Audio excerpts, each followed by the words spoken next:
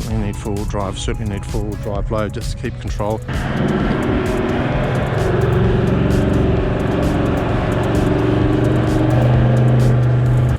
Worth $60 if you're staying here? Yeah, I reckon it probably is. The highest peak of the pound and the Flinders ranges is St Mary's Peak, standing at 1171 metres. Now Willow's homestead, it's about 40 odd k's south of Alpana, and I think it's about 10 or 15 k's north of Wilpena, the resort. Been told to close the door because the kangaroos like it in here. Right there apparently is the Wilpena ranges. Apparently we get a better view.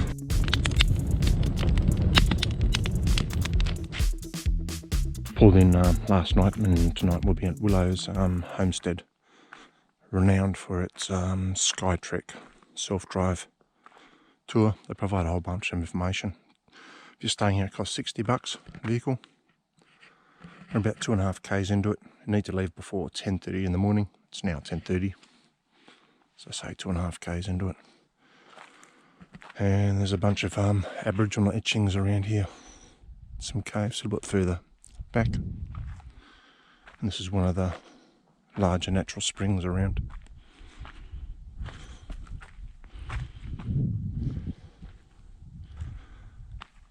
I'm guessing they don't want people driving across there. Anyhow, it takes up to 7 hours. It's about 70 k's. They give you some guidance on tyre pressures. They say you'll need four-wheel drive low. Get you to sign a waiver. Make sure more spare tyres still up. Yeah. Well, I've come up here actually looking for some Indigenous etchings, but I'm not obviously looking in the right place. Ken's actually checking out the exhaust. It's really pretty here. It's a natural spring and there is a little bit of water flowing. A few little pools. Really pretty. But, if there's etchings there, I'm missing them. Pointer in just 15, you can see it on the sign there. Off to the right there apparently is the Wilpena ranges. Apparently we get a better view once we're back up on top of the ranges here. Travelled about, I don't know, 14 k's. It's taken half an hour or so. Another one of these pine and pug, I think it is, huts. It was permanently occupied apparently by one of the station employees until about the 1960s, I think, and then it was refurbished. Don't think we can go inside and have a look.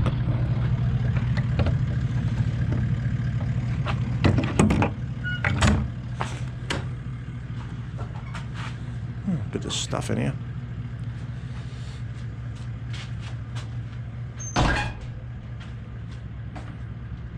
See all the mud sort of rendering on the inside here.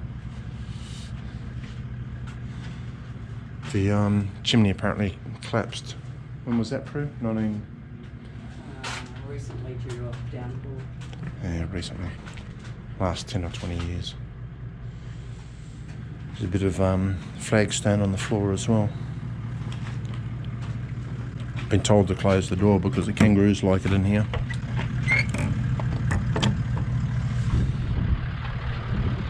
Current temperature, it's about 11 or 12 degrees here. Wilpena Pound Range is just over there in the far distance. This is Pinnacle Range Lookout. Stopped here to have a look. We'll be going up this valley a little bit further, up that way. Then we'll be coming back over those ranges.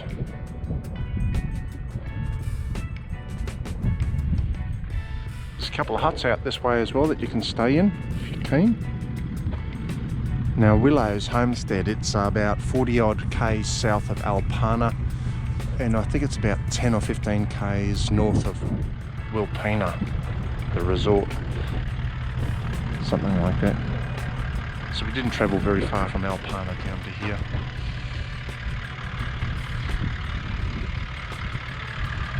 They've got firewood bags for sale, so bags of firewood, 20 bucks. They're pretty generous sizes too. So if you want to have a fire out here in their fire pits, I recommend that you grab one of their bags. They say not to pick up kindling and wood from their station. Point of interest 27. Valley of the Pyramids, a little bunker group, I think it's called, range or something. A couple of cars ahead of us as well. We left pretty late, quite deliberately I suppose. Wouldn't have thought we'd catch up to anybody. Looks like they're just idling along, probably below. Anyhow, yeah, pretty interesting scenery. Just over 36 k's in now, so over halfway. This is where they recommend having a lunch stop, so that's what we're going to do. A couple of toasty sandwiches and some hot chocolate. I recommend going for a walk up the creek to see if you can find some fossils as well. There's meant to be an eagle's nest in a tree around here as well. Maybe that tree. Maybe that tree. Those cars that we saw before, there were a couple of D-Maxes they let us pass, which is really good. They're just crawling along. They probably won't be here too far away. Point of interest 32, it's an old herders, well what's left of a herder's shack. There's also a bore here. Down the fence line you see a tank perhaps. Now where we just had lunch, we pulled off in like a side area like this. If you go another 300 metres, drive through the creek, you'll pass the toilet. Once you've passed the toilet, probably another couple hundred metres, there's a couple of tables either side of the creek. That's probably a far better place to have lunch. Not in the notes, by the way, but the notes do say there's a toilet there. So if you plan to do the Skytrek trip and you see that pull off, keep on going a little bit further for the lunch stop. Point of interest 35, it talks about feral eradication. They talk about wild dogs and stuff, and there's a couple of old dog traps up there.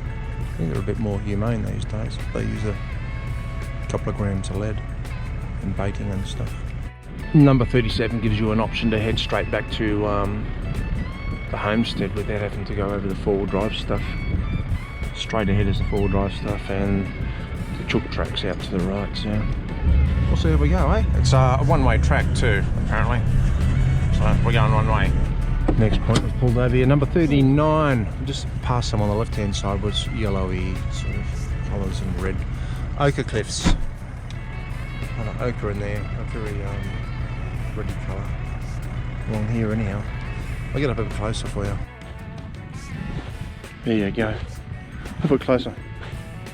Heart's pounding a little bit at the moment. It's not because of the excitement of this. I'll tell you shortly.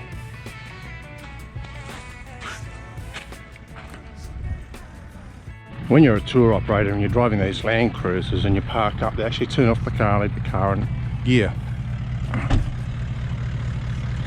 They do that because the handbrakes on these aren't that good. That's what happened to me.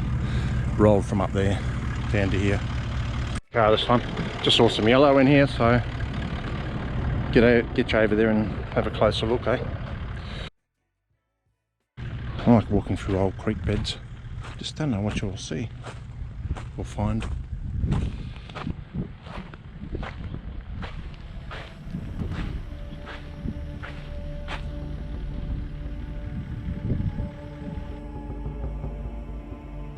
Point of interest 42. Well, it's not really a point of interest. This is the very last chook track back home. 42. We're going to go through a locked gate here, so you need a key to go the rest of it. We've done let's see, 64.8 kilometres according to the guide, and the total length of the track is 79.1. So we've still got a bit to go yet. Just squeeze this through this narrow gate. 43, the little guide then says to engage four-wheel drive here. So you can see the hill up there. That's probably the first part. We've still got about 13 or so k's to go, I think.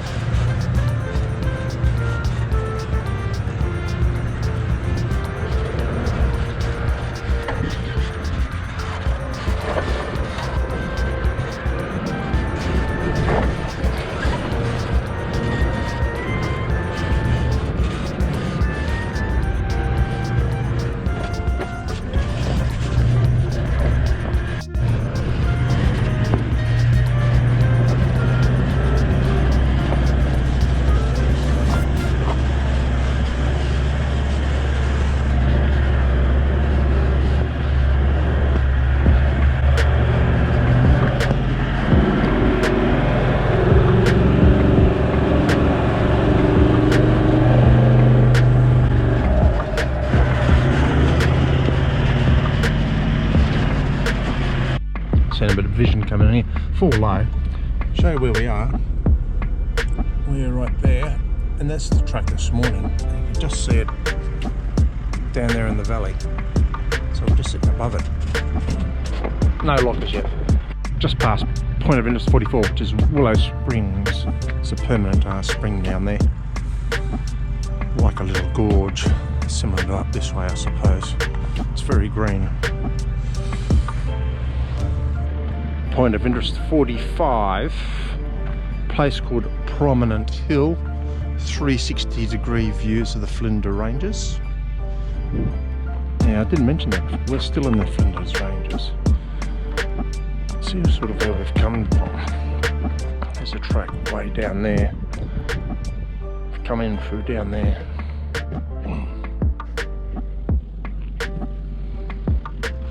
.45, see, Skytrek. Pardon? Oh, the boss has got mobile coverage. I'm jealous. Heading off that way into the sun. Full low, no lockers. Yeah, pretty well, I won't say challenging. Certainly need four-wheel drive, load just to keep control. Pretty steep coming up here, and it's all this shaley rocky crap. Not too much wheel spin because we're just sort of 1500 RPM in first.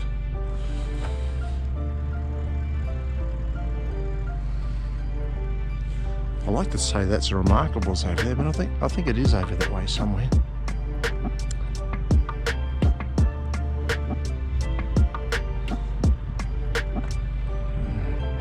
Spectacular. It's not even worth putting the drone up here because you can just see it anyhow.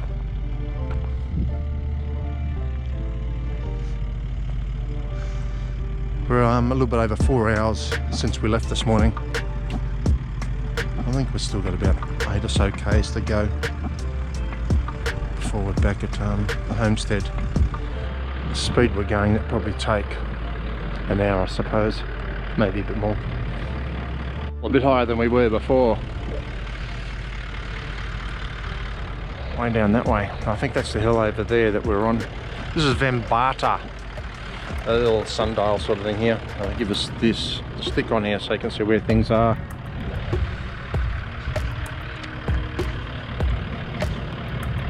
So 3 is Mount Abrupt, where the sunset is. 2 is Razorback Ridge. 15 is Wilpena Chalets. Over that way somewhere. 14 Mount Olson Bag. 13 Rawnsley Bruff. 12, which is over that way, is Grace Range. 11 is Druid Range over that way. Still looking here, see. 10 is Wilpena Range. So it must be quite a long range. 9, which is back this way, is Prominent Hill, which is where we were at before, down there. 8, which is this way, is Martinswell Homestead. You can see it right off the distance. Apparently it's about 25 k's away. 7, where the landcruiser is Mount Carnarvon, I think.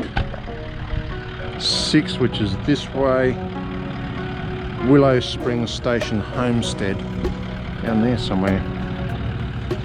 5, Mount Patawerta. 4, Stokes Hill Lookout, must be where that tower is over there. I know there's a bit of sun in your eyes too. And I've been through 3 and 2 and 1, Mount Abrupt, Razorback Ridge, St Mary's Peak. Harpalina Lookout. There's a visitor book over here we've got to sign. We've been asked to sign anyhow. Apparently this is the highest we get, 747 metres above sea level. Wilpena Pound. It's out that way. Some history here. Now I'm reading it from the information book they've given us. Pound is an English word meaning enclosure with one opening. The one opening to Wilpena Pound is where the chalet is situated. The pound is 17 kilometres long and 8 kilometres wide, and to walk around the rim of the pound you would be walking approximately 54 kilometres. The highest peak of the pound and the Flinders ranges is St Mary's Peak, standing at 1171 metres above sea level, so that's a good 400 higher than here. Another good view here as well. Pretty wet up here. Some people have been digging up a bit. We're at the 75.3 kilometre mark, so we've got, let me see, 2.8 k's to go. There's another mountain around here as well. It's a lookout, and when we checked in, the check-in chick said to go there for sunset, take some snacks and some drinks and stuff and watch the sunset. It's 750 metres high, and it's pretty close to here. That might be it just over to the right. Over there where the tower is, I'm guessing. Can access that from the main road, in and out. In fact, I think you can see the main road. It's in the sun, I know. It's down there. Indeed, sign the book. Today's date, whatever it is, but time 15:22. So that's 3:22, 3:25, about then. What date is it? The boss did put it in here. The book's just about had it. 9th of June 22. There you go. Just going for a walk off over there.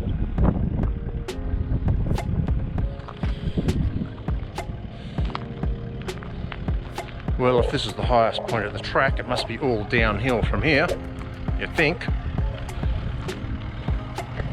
Most of that mud's not from here. Well, just about all of it's not from here, I reckon. It's been a fairly dry track. In fact, this is probably almost the most muddiest and wettiest I've seen it. Thoughts? Wind up, I suppose. Let's give a few comments on the track. The first couple of hours leading up to lunch, nice scenery and stuff. Take your time, I suppose. It'll probably take you 2 or 3 hours. If you stop at every point of interest, I can see how it would take 7 hours to do this trip. We didn't stop at all the points of interest. We certainly read about them, chose to move on a lot of them, and some of them we stopped, pulled over and had a look around. Those acre cliffs were pretty interesting, and some other, like Willow Spring, a couple of other gorges were pretty nice as well. Stopped in there. Worth $60 if you're staying here? Yeah, I reckon it probably is. It's a good day outing. Take some lunch like we did, tasty sandwiches, had some hot chocolate. Could have had a cold beer if I wanted, but it's not the weather for it at the moment. Maybe a little bit later when it's colder, if that makes sense. A couple more cars going over there to the lookout, which I reckon is over there. We were told to leave the homestead, 3 cars, at 5 o'clock, so that's they're an hour and a half really. I reckon they're just lining up to get the good spots. Anyhow, yeah, it's worth it. This isn't the only thing to do out here. There's Skytrek tour, there's other 4-wheel drive tracks as well. This is the most popular one you hear about the most anyhow, for Willows. There's a bunch of walking tracks as well. So don't fear, it's not just about 4-wheel drive tracks. It's about 4-wheel drive tracks, scenery, walking, stuff like that. A bit of history thrown in as well. It's lazy time. Just spotted a kangaroo lying down on the ground there. I'll zoom in on heading so you can, it's just a little bit left of the aerial. It'll get up as we drive past for sure. Got the wheels facing uphill. Do you want to chase it downhill?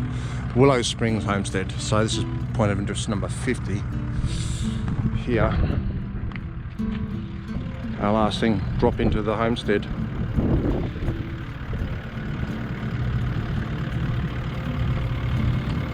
after we came off that hill where the visitors book were. I took it out of four-wheel drive, so I've been on two-wheel drive since then. Probably could have, to get up this hill, gone into four-wheel drive blade just to maintain speed a bit better, because I needed to keep engine speed up about 1500 RPM, so went up the hill a bit fast.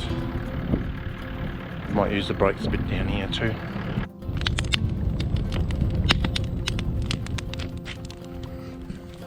Not sure if I've shown it to you yet. This is our little camp spot at Willow's, where Skytrek is.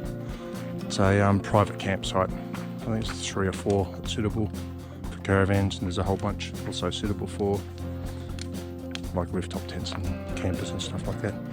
$30 a night, unpowered site. Pretty well set up. What's left of the bag of wood that I bought, I've already talked about that, $20. Portaloo. Pretty good. The main campground's probably 5, less than 10-minute walk that way, so hot showers and all those amenity stuff which we don't need at the moment. So pretty basic, but yeah, very well set out. Fit in a few vans in here quite easily if you wanted to. Nice spot. Quiet.